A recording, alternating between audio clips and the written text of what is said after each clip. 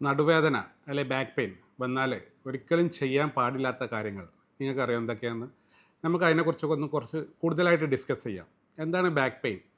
അതായത് WHO അല്ലെങ്കിൽ ആരോഗ്യ സംഘടന കണക്ക് പ്രകാരം ലോകത്തിലുള്ള മനുഷ്യന്മാരിൽ അവരുടെ ജീവിത ടൈമിൽ, അതായത് ആൾ ജനിച്ച് മരിക്കുന്ന വരെയുള്ള ടൈമിൽ എല്ലാ മനുഷ്യന്മാരും എടുക്കുകയാണ് അതിലൊരു 18 മുതൽ 20% വരെ ആളുകൾക്ക് എപ്പോഴെങ്കിലും ലൈഫിൽ ബാക്ക് പെയിൻ ഉണ്ടായിട്ടുണ്ടെന്ന് പറഞ്ഞാൽ അത്രയും കൂടുതലായിട്ടുള്ളൊരു അസുഖമാണ്. എല്ലാ ബാക്ക് പെയിനുകളും വളരെ പ്രശ്നമുള്ള കാര്യങ്ങളൊന്നുമല്ല. നമുക്ക് ഇപ്പോൾ നമ്മൾ ഡിസ്കസ് ചെയ്യാൻ പോകുന്ന ഒരാൾക്ക് ബാക്ക് പെയിൻ വന്നാൽ എന്തൊക്കെ കാരണം കൊണ്ട് ബാക്ക് പെയിൻ വരുന്നു, അത് വരാതിരിക്കാൻ നമ്മുടെ ലൈഫിൽ അല്ലെങ്കിൽ നമ്മുടെ ദിനചര്യയിൽ എന്തൊക്കെ കാര്യങ്ങളാണ് ശ്രദ്ധിക്കേണ്ടത് നോക്കാം. ഒന്നാമത്തേത് ഏറ്റവും ഇമ്പോർട്ടൻ്റ് ആയിട്ട് നമ്മൾ ഏറ്റവും കൂടുതൽ ചെയ്യേണ്ട കാര്യം എന്ന് വെച്ചാൽ നമ്മൾ കൂടുതൽ നേരം ഇരിക്കരുത്. ഇപ്പം ഞാനിപ്പോൾ ഇങ്ങനെ ഇരിക്കുന്നുണ്ട്, ഇപ്പോൾ എനിക്കിപ്പോൾ ബാക്ക് പെയിൻ അത് എന്തുകൊണ്ടാണെന്ന് നമുക്ക് ഉടനെ തന്നെ കണ്ടുപിടിക്കേണ്ട ആവശ്യമില്ല. ചെറിയ ബാക്ക് പെയിൻ എല്ലാം നമ്മൾ പോസ്ചർ, അതായത് നമ്മൾ എക്സസൈസ്, ഇരിക്കുന്ന രീതിയെല്ലാം വെച്ചിട്ട് മാറ്റിയെടുക്കാൻ പറ്റും. നമ്മൾ ഇരിക്കുന്നത് നമ്മളെ അനാട്ടമിക്കലായിട്ട് നമ്മളെ ബോഡിയിൽ നമ്മുടെ നട്ടെല്ല് എന്ന് വെച്ചാൽ നമ്മളെ സ്പൈൻ അറേഞ്ച് ചെയ്തിരിക്കുന്ന സ്റ്റൈലുണ്ട്. നിങ്ങൾക്ക് കണ്ടാൽ മനസ്സിലാവും. ഇതിങ്ങനെ ഇവിടെ വന്നിട്ട് ഈ താഴെ ഭാഗത്തിനാണ് കൂടുതൽ ബാക്ക് പെയിൻ അല്ലെങ്കിൽ ലംബാർ വെർട്ടിബ്ര എന്ന് പറയുന്നത്. അവിടെ ചെറിയൊരു വളവ് പോലെ കാണാൻ പറ്റും ഇങ്ങോട്ട്, ലംബാർ ലോഡോസിസ് എന്ന് പറയും. ഇത് ഒരു മരം വെച്ചിരിക്കുന്ന പോലെ അങ്ങനെ മെല്ലെ അടുക്കി വെച്ചിരിക്കുകയാണ്. അവിടെ നമ്മുടെ നട്ടെല്ലുണ്ട്, നമ്മുടെ ഡിസ്ക് ഉണ്ട്, നമ്മുടെ മസിൽസ് ഉണ്ട്, കാലിലോട്ടുള്ള നരമ്പുണ്ട്. ഇതെല്ലാം ചേർന്നിരിക്കുന്ന ഒരു സെറ്റ്, ഇതാണ് സ്പൈനൽ അസംബ്ലി എന്ന് പറയുന്നത്. ഇതിന് എന്തെങ്കിലും ഡാമേജ് ഉണ്ടാകുമ്പോഴും അല്ലെങ്കിൽ എന്തെങ്കിലും സ്ട്രെയിൻ അല്ലെങ്കിൽ എന്തെങ്കിലും നീർക്കെട്ട് ഉണ്ടാകുമ്പോൾ ബാക്ക് പെയിൻ ആയിട്ട് വരുന്നത്. ബാക്ക് പെയിൻ എന്തുകൊണ്ടാണെന്ന് അറിയുന്നതിന് മുമ്പ് തന്നെ നമുക്കത് വരുമ്പോൾ തന്നെ ശ്രദ്ധിക്കേണ്ട കുറച്ച് കാര്യങ്ങളാണ് ഞാൻ പറയുന്നത്. എന്നാൽ നമ്മൾ കൂടുതൽ നേരം ഇരിക്കരുത്. നമ്മൾ കൂടുതൽ നേരം ഇരിക്കുമ്പോൾ നമ്മളെ നട്ടലിന് ചുറ്റുമുള്ള മസിലുകൾ അല്ലെങ്കിൽ ലിഗമെൻറ്റ്സ് എല്ലാം സ്ട്രൈറ്റായിട്ട് അല്ലെങ്കിൽ ടൈറ്റായിട്ട് ഇരിക്കും. സോ കൂടുതൽ നേരം ഇരിക്കുന്ന ഒഴിവാക്കുക. നമ്മളിപ്പോൾ ജോലി ചെയ്യുകയാണ്, ഇപ്പോൾ രാവിലെ മുതൽ ഉച്ച വരെ അല്ലെങ്കിൽ വൈകുന്നേരം വരെ ഇരിക്കുന്ന ഓഫീസ് ജോലിയാണെന്ന് വെച്ചോ, നമ്മളൊന്ന് കുറച്ചൊരു 40 മിനിറ്റ് ആയാൽ ഒന്ന് എണീറ്റ് നടക്കുക, ഒന്ന് സ്ട്രെച്ച് ചെയ്യുക, ഇങ്ങനത്തെ കാര്യങ്ങളൊക്കെ ചെയ്യുക. ഇതാണ് ഏറ്റവും ഇമ്പോർട്ടൻറ്റ്. കൂടുതൽ നേരം ഇരിക്കുമ്പോൾ ഞാൻ പറഞ്ഞ പോലെ നട്ടെല്ല് എന്ന് വെച്ചാൽ കുറേ എല്ലുകൾ, അതിൻ്റെ ഇടയിൽ ഡിസ്കുകൾ കുഷ്യനായിട്ട് ഇങ്ങനെ അടുക്കി വെച്ചിരിക്കുകയാണ്. അതിലോട്ട് ലോഡ് കണ്ടിന്യൂസ് ആയിട്ട് വരുമ്പോൾ, പ്രത്യേകിച്ചും ഇരിക്കുമ്പോൾ അതിലോട്ട് ലോഡ് വരും. അപ്പോൾ ആ ലോഡ് ഇങ്ങനെ കുറേ നേരം നിൽക്കുമ്പോൾ അത് വേദന കൂടാനാണ് സഹായിക്കുള്ളൂ. അപ്പോൾ നമ്മൾ കുറച്ച് നേരം ഇരുന്നിട്ട് കുറച്ച് നേരം നടക്കുക, ഒന്ന് സ്ട്രെച്ച് ചെയ്യുക. ഇതാണ് നമ്പർ 1 ആയിട്ട് പറയാം. രണ്ടാമത്തെ കാര്യം എന്ന് വെച്ചാൽ നമ്മൾ കൂടുതൽ നേരം മുന്നോട്ട് ആഞ്ഞിരിക്കരുത്. ഇപ്പോൾ മുന്നോട്ട് ആഞ്ഞിരിക്കുക, ഇങ്ങനെ മുന്നോട്ട് ഇരിക്കുക, അല്ലെങ്കിൽ ബാക്കിലോട്ട് കൂടുതൽ ആഞ്ഞിരിക്കുക, അല്ലെങ്കിൽ സൈഡിലോട്ട് ഇരിക്കുക, ഇങ്ങനത്തെ കാര്യങ്ങൾ. ഒരു സ്ട്രൈറ്റ് ആയിട്ടുള്ള പോസ്റ്റർ, നമുക്കൊരു അനാട്ടമിക്കൽ പോസ്റ്റർ ഉണ്ട്, അതൊരു സ്ട്രൈറ്റ് ആയിട്ടുള്ള പോസ്റ്റർ എപ്പോഴും മെയിൻറ്റെയിൻ ചെയ്യുക. എന്തെങ്കിലും ഫോൺ യൂസ് ചെയ്യുകയാണെങ്കിൽ കൂടുതൽ നേരം ഇങ്ങനെ ഇരിക്കാതിരിക്കുക. ഇതൊക്കെ എന്ന് പറഞ്ഞാൽ നമുക്ക് നമ്മുടെ ഉപബോധ മനസ്സിനെ പറ്റി പറഞ്ഞു കേൾക്കുമ്പോൾ അത് ചെയ്യാൻ ബുദ്ധിമുട്ടായിരിക്കും. പക്ഷേ നമുക്കൊരു പെയിൻ അല്ലെങ്കിൽ ബാക്ക് പെയിൻ ഉണ്ടാകുമ്പോൾ ഇതൊന്ന് ശ്രദ്ധിക്കുക, ഒന്ന് സ്ട്രൈറ്റായിട്ട് ഇരിക്കുക, ഒന്ന് സ്ട്രെച്ച് ചെയ്യുക, ഇങ്ങനത്തെ കാര്യങ്ങളൊക്കെ ചെയ്യുക. ഇതാണ് രണ്ടാമത്തെ കാര്യം. അതായത് മുന്നോട്ട് ഇങ്ങനെ വളഞ്ഞിരിക്കുന്നതെല്ലാം ഒന്നാമത് കൂടുതൽ നേരം ഇരിക്കുന്നത്, രണ്ടാമത് ഇരിക്കുമ്പോൾ തന്നെ മുന്നോട്ട് വളഞ്ഞിരിക്കുന്നതെല്ലാം ഒഴിവാക്കേണ്ടത്. മൂന്നാമത്തെ കാര്യം എന്ന് പറഞ്ഞാൽ നമ്മൾ എന്തെങ്കിലും വെയിറ്റ് പൊക്കുന്നത്, വെയിറ്റ് എടുക്കുന്നത്, അതിപ്പോൾ താഴേന്ന് നല്ല വേദനയുണ്ട ഒരു പേന എടുക്കുന്നത്, ഒരു വാട്ടർ ബോട്ടിൽ എടുക്കുന്നത്, അല്ലെങ്കിൽ ബക്കറ്റിൽ വെള്ളം എടുക്കുന്നത്, ഈ കാര്യങ്ങളൊക്കെ ശ്രദ്ധിക്കണം. പ്രത്യേകിച്ചും നമ്മൾ ഒരു ബാക്ക് പെയിൻ നല്ല കലശമായിട്ട് നല്ല ബാക്ക് പെയിൻ ഉണ്ട്, കാലിലോട്ട് ഇറങ്ങുന്ന ഡിസ്കിൻ്റെ വേദന ഡൗട്ടുണ്ട്, ഇങ്ങനത്തെ കാര്യങ്ങളൊക്കെ ചെയ്യുമ്പോൾ നമ്മൾ മുന്നോട്ട് ബെൻഡ് ചെയ്തിട്ട് കുനിഞ്ഞെടുക്കരുത്. ഒരു സാധനം എടുക്കുകയാണെങ്കിൽ ഒരു സെമി സ്ക്വാറ്റിംഗ് പൊസിഷനിൽ ഇരുന്നിട്ട് നീലോട്ട്, അതായത് മുട്ടിലോട്ട് പ്രഷർ കൊടുത്തിട്ട് മെല്ലെ അങ്ങനെ കുനിഞ്ഞിട്ട് എടുക്കുക. അത് ബോഡീൻ്റെ അടുത്ത് വെച്ചിട്ട് എടുക്കുക. അതായത് അവിടെ ഒരു മുന്നിൽ സാധനം ഉണ്ടെങ്കിൽ നമ്മൾ ഇങ്ങനെ കുനിഞ്ഞെടുക്കാതെ അതിൻ്റെ അടുത്ത് പോയിട്ട് മുട്ട് ബെൻഡ് ചെയ്തിട്ട് മെല്ലെ എടുക്കുക. ഇതെല്ലാം തുടർച്ചയായിട്ട് ചെയ്യുന്നില്ല, ആ വേദന ഒന്ന് കുറഞ്ഞു വരുന്നവരെ ഇങ്ങനത്തെ കാര്യങ്ങൾ ശ്രദ്ധിക്കുക. കാരണം നമ്മൾ മുന്നോട്ട് ബെൻഡ് ചെയ്യും തോറും ഡിസ്കിലോട്ട് അല്ലെങ്കിൽ നട്ടലിൻ്റെ ഫ്രണ്ടിലോട്ട് കൂടുതൽ പ്രഷർ വരാനും ആ വേദന കൂടാനും ചാൻസ് ഉണ്ട്. ഇതാണ് മൂന്നാമത്തെ കാര്യം. അപ്പോൾ ഒന്നാമത്തെ പറഞ്ഞ് കുറേ നേരം ഇരിക്കരുത്, നടക്കണം അതിൻ്റെ ഇടയ്ക്ക്. രണ്ടാമത്തെ ഇരിക്കുക തന്നെ മുന്നോട്ട് ആഞ്ഞിരിക്കരുത്, ഇടയ്ക്ക് സ്ട്രെയിറ്റ് ആയിട്ടിരിക്കുക, സ്ട്രെച്ച് ചെയ്യിക്കുക. മൂന്നാമത്തെ പറഞ്ഞാൽ കുനിഞ്ഞുകൊണ്ടുള്ള കാര്യങ്ങൾ, വെയിറ്റ് എടുക്കുന്നതാകട്ടെ, ജിമ്മ് പോകുന്നതായിക്കോട്ടെ, ബക്കറ്റിൽ വെള്ളം എടുക്കുന്നതായിക്കോട്ടെ, എന്തും കൂടുതൽ മുന്നോട്ടായാതെ അടുപ്പിച്ച് വെച്ച് ചെയ്യണം. മുട്ടിന് പ്രഷർ കൊടുത്ത് ചെയ്യണം. മനസ്സിലായി? അപ്പോൾ ഡിസ്കിൻ്റെ പ്രഷർ കുറഞ്ഞിട്ട് മുട്ടിലോട്ട് പ്രഷർ കൊടുക്കുക. ഇതാണ് മൂന്നാമത്തെ കാര്യം എന്ന് പറയുന്നത്. നാലാമത്തെ കാര്യം, അത് ഏറ്റവും ഇമ്പോർട്ടൻ്റ് ആയിട്ടുള്ള കാര്യമാണ്. നാലാമത്തെ കാര്യം എന്താണെന്ന് വെച്ചാൽ, എല്ലാ ആളുകളും ചോദിക്കുന്നത് നമുക്ക് വേദന ഉണ്ടാകുമ്പോൾ എത്ര കാലം ആക്ടിവിറ്റീസ് അല്ലെങ്കിൽ എന്തൊക്കെ ചെയ്യാൻ പറ്റും എന്നുള്ളത്. നമുക്ക് ജിമ്മിൽ പോകാൻ പറ്റുമോ, ഓടാൻ പറ്റുമോ, ചാടാൻ പറ്റുമോ, ഈ എക്സസൈസ് ചെയ്യാൻ പറ്റുമോ?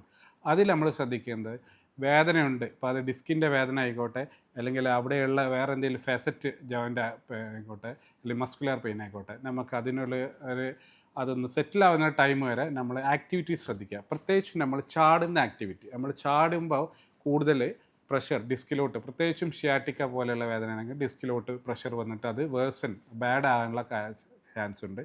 അതേപോലെ തന്നെ നമ്മൾ വെയിറ്റ് എടുക്കുന്നത്, ഹെവി ലിഫ്റ്റിംഗ്, സ്ട്രെയിറ്റ് ആയിട്ട് വെയിറ്റ് എടുക്കുന്നതൊക്കെ ശ്രദ്ധിക്കണം. ഇതാണ് ഏറ്റവും ഇമ്പോർട്ടൻറ്റ്. നമ്മൾ ആക്ടിവിറ്റീസ് ശ്രദ്ധിക്കുക. പക്ഷേ എന്തൊക്കെ ആക്ടിവിറ്റീസ് നല്ലതാണ്? നടത്തം നല്ലതാണ്. അധികം ഓടരുത്. ഓടുമ്പോൾ നമ്മൾ വീണ്ടും നമ്മൾ നട്ടിലോട്ട് പ്രഷർ കൊടുക്കും. പ്രത്യേകിച്ചും ഇങ്ങനെ ഹൈറ്റായിട്ട് നല്ല ചാടി ഓടുന്ന രീതിയിലൊക്കെ. ബ്രിസ്ക് വാക്കിംഗ്, മെല്ലെ മെല്ലെ നടക്കാൻ പറ്റും, അതേപോലെ നടക്കാനും പറ്റും. സ്വിമ്മിങ്, നമുക്ക് നീന്താനെല്ലാം പറ്റും. സൈക്ലിങ്ങും പറ്റും. സൈക്ലിംഗ് വെച്ചാൽ ഒത്തിരി ഹെവി ആയിട്ടുള്ളതല്ല, മോഡറേറ്റ് സൈക്ലിംഗ്. കാരണം സൈക്ലിംഗ് ചെയ്യുമ്പോൾ അത് കൂടുതലായിട്ട് നമ്മളെ നീ ജോയിൻറ്റിലോട്ടാണ് കൂടുതൽ പ്രഷർ വരുന്നത്, ബാക്കിലോട്ട് അത്രയും വരില്ല. അപ്പോൾ നമ്മൾ ഇവിടെ നട്ടലിൻ്റെ വേദന അല്ല ബാക്ക് വേദനയ്ക്ക് ആക്ടിവിറ്റീസ്, നമ്മൾ എക്സസൈസിൽ നമ്മൾ ശ്രദ്ധിക്കേണ്ടത്, ഒന്നാമത് ചാടരുത്. ഹൈ ജമ്പ്, ഇങ്ങനെ നിന്നോടത്തുനിന്ന് ചാടുന്ന എക്സസൈസുകളെല്ലാം കുറയ്ക്കണം എന്ന് വെച്ചാൽ ആ വേദന ഒന്ന് സെറ്റിലാകുന്നവരെ കുറയ്ക്കണം. രണ്ടാമത്തത് റണ്ണിങ്, സ്പീഡ് ഓടുന്നത്, ഇങ്ങനെ ചാടി സ്റ്റെപ്പ് കയറി ഓടുന്നതൊക്കെ കുറയ്ക്കണം. മൂന്നാമത്തെന്ന് വെച്ചാൽ നമുക്ക് നടത്തം നല്ലതാണ്. നടത്തം, ഫുൾ റെസ്റ്റ്. ഇപ്പോഴത്തെ പുതിയ റെക്കമെൻഡേഷൻ എല്ലാം ബാക്ക് പെയിൻ ഉണ്ടെങ്കിൽ ഫുള്ളായിട്ട് റെസ്റ്റ്, അങ്ങനത്തെ കാര്യങ്ങളൊന്നുമല്ല ചെയ്യുന്നത്. മെല്ലെ ബ്രിസ്ക് വാക്കിംഗ് കൊടുക്കുക. കാരണം അവിടെയുള്ള മസിലുകൾ, ലിഗമെൻ്റ് എല്ലാം കൂടുതലായിട്ട് അതിനെ ഒന്ന് റിലാക്സ് ചെയ്യിപ്പിക്കാനും ഒന്നെല്ലാം ചെയ്യുന്നത്. ബ്രിസ്ക് വാക്കിംഗ് നല്ലതാണ്, സൈക്ലിംഗ് നല്ലതാണ്, സ്വിമ്മിങ്, ഇത്തരം കാര്യങ്ങൾ നല്ലതാണ്. ഈ ഒരു 4 കാര്യങ്ങളാണ് ഏറ്റവും കൂടുതൽ ശ്രദ്ധിക്കേണ്ടത്. പക്ഷേ ഇതിന് വേറൊരു പോയിൻ്റ് കൂടെ ഞാൻ പറയാം. നിങ്ങൾക്ക് ബാക്ക് പെയിൻ വന്നു, ഇപ്പോൾ സാധാരണ ഒരാൾക്ക് ബാക്ക് പെയിൻ വന്നാൽ നമ്മളൊന്ന് റെസ്റ്റ് എടുക്കും, ഒന്ന് എക്സസൈസ് ചെയ്യും, ചിലപ്പോൾ പാരസെറ്റമോൾ കഴിക്കും, പെയിൻ കില്ലർ കഴിക്കും, എന്നിട്ട് ഇതൊന്ന് കുറയുന്നുണ്ടോ നോക്കും. കുറയുന്നില്ലേ കുറച്ച് ഫിസിയോതെറാപ്പി ഒക്കെ ചെയ്യും, മിക്ക ആളുകൾക്കും കുറയും. എന്നാൽ ഇത്രയും ചെയ്തിട്ട് നിങ്ങൾക്ക് കുറയുന്നില്ല, ചില കാര്യങ്ങൾ കൂടുതലായിട്ട് വരുന്നു, അപ്പോൾ നിങ്ങൾ ഉടനെ ഡോക്ടറെ കാണിക്കണം. എന്തൊക്കെ ആ റെഡ് ഫ്ലാഗ് നോക്കാം. അതായത് നിങ്ങൾക്ക് ബാക്ക് പെയിൻ വന്നു, നിങ്ങൾക്ക് ബാക്ക് പെയിനിൻ്റെ കൂടെ നല്ല പനി വന്നു, അവിടെ നല്ല ബാക്ക് പെയിൻ, അപ്പോൾ അത് എന്തെങ്കിലും ആ ലോക്കലൈസ്ഡ് ആയിട്ടുള്ള എന്തെങ്കിലും ഇൻഫെക്ഷൻ അല്ലെങ്കിൽ TB പോലുള്ള അസുഖങ്ങൾ കൊണ്ടെല്ലാം വരാം.